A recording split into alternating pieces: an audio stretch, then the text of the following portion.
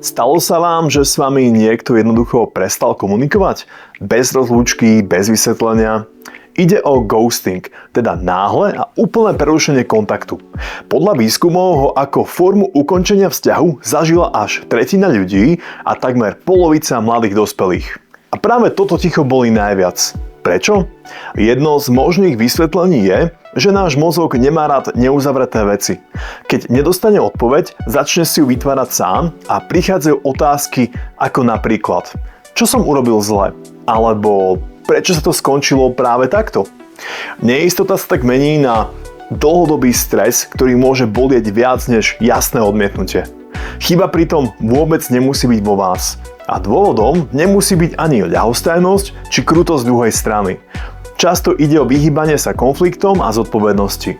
Pre ghostujúceho je ticho proste jednoduchšie než náročný rozhovor.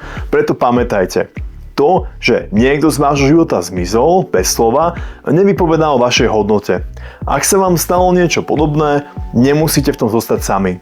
Psychológovia z Headmap sú tu pre vás. Diskrétne, odborne a ľudsky.